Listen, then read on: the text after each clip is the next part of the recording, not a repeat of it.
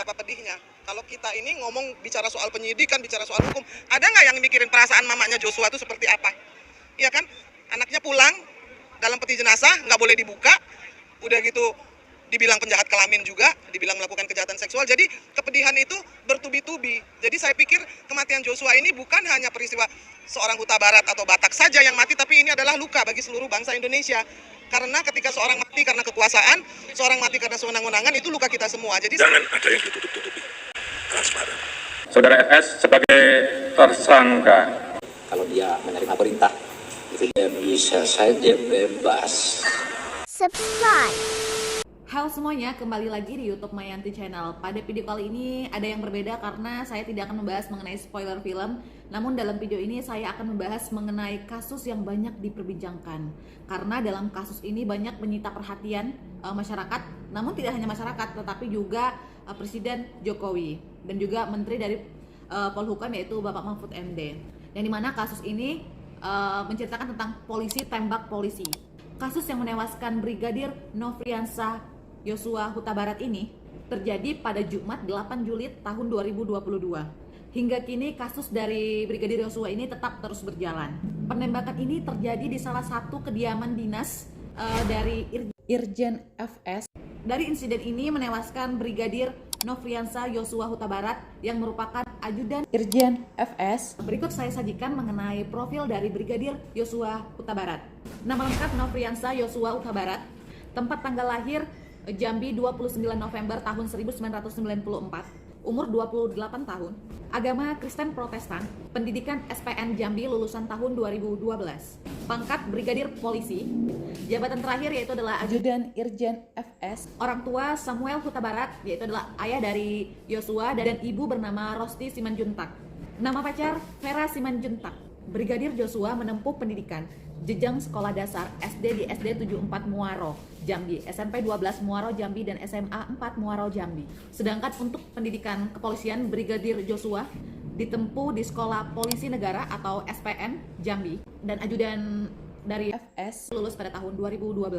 Adapun juga riwayat selama Brigadir J ini menjabat sebagai anggota kepolisian dan prestasinya pun terbilang cemerlang karena dia juga sempat bertugas di daerah Papua menjadi propos hingga sampai dengan akhir hayatnya dia menjabat sebagai ajudan dari Irjen FS. Dan kasus kematian dari Brigadir Joshua ini pertama kali diungkap di publik pada tanggal 11 Juli tahun 2022 atau lebih tepatnya 3 hari setelah peristiwa.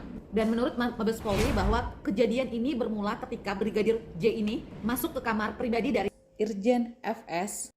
Di sana ia diduga telah melecehkan istri dari Irjen FS yaitu Ibu PC.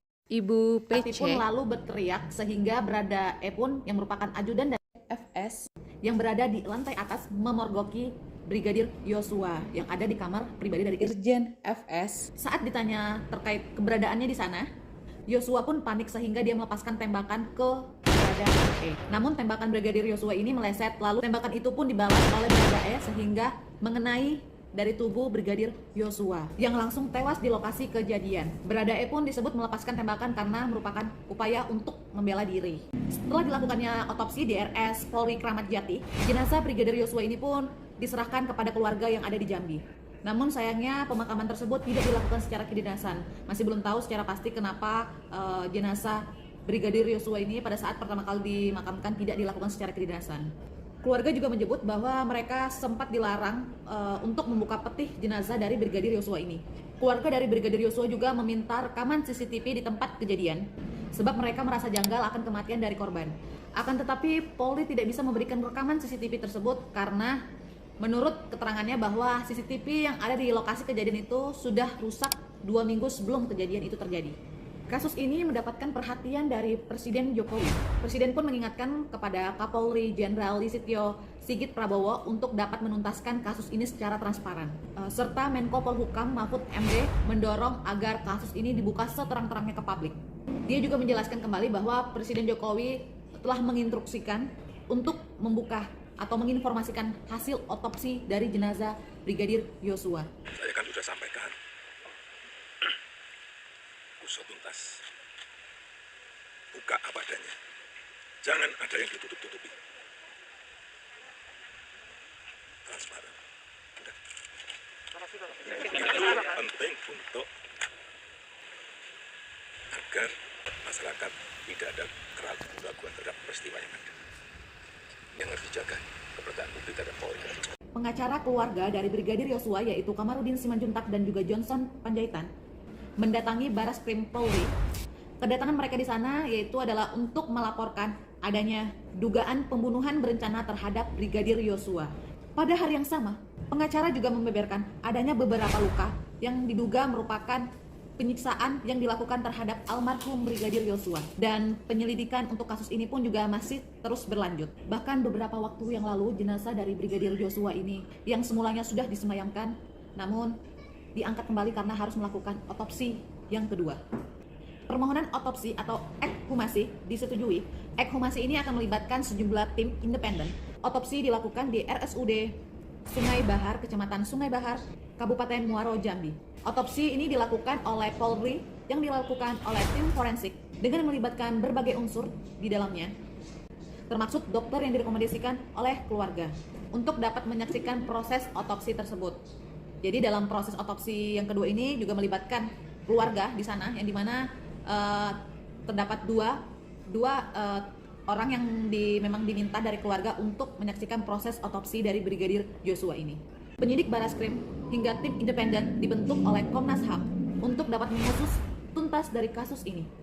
Setelah kurang lebih dari 1 bulan, tim SUS menetapkan Irjen FS sebagai tersangka atas kasus pembunuhan yang terjadi oleh Brigadir J ini.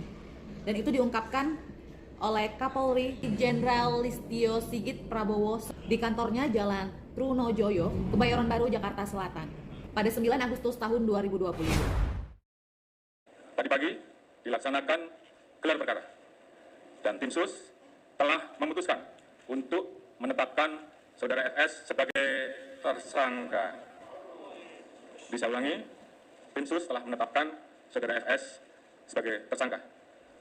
Terkait dengan pasal apa yang disangkakan dan proses penyidikan nanti akan dijelaskan secara khusus oleh Pak Kabar Eskrim selaku tim penyidik dan juga beberapa hal yang memang akan dijelaskan oleh Pak Irwas. FS merupakan tersangka keempat yang disampaikan oleh pihak Polri terkait kasus pembunuhan yang terjadi oleh Brigadir Yosua. Setelah ditetapkan menjadi tersangka, Irjen FS ditahan di Rutan Brimob. Nanti ini akan diputuskan apakah FS akan ditahan di Rutan Makobrimob atau di rutan lainnya. Jadi kita masih menunggu keputusan dan juga proses yang ada. Berdasarkan informasi yang diterima dari CNN, Irjen FS dijerat pasal 340 Subsider, pasal 338 Junto, pasal 55 Junto, 56 KUHP pasal 340 mengatur pidana terkait pembunuhan berencana dengan ancaman pidana hukuman mati, pidana seumur hidup atau penjara 20 tahun. Polisi menyebutkan bahwa FS menyuruh untuk melakukan pembunuhan dan menskenariokan seolah-olah terjadi baku tembak-menembak. FS melepaskan beberapa kali tembakan di dinding dengan menggunakan senjata api dari Brigadir Yosua biar lebih terkesan bahwa telah terjadi tembak-menembak di lokasi kejadian.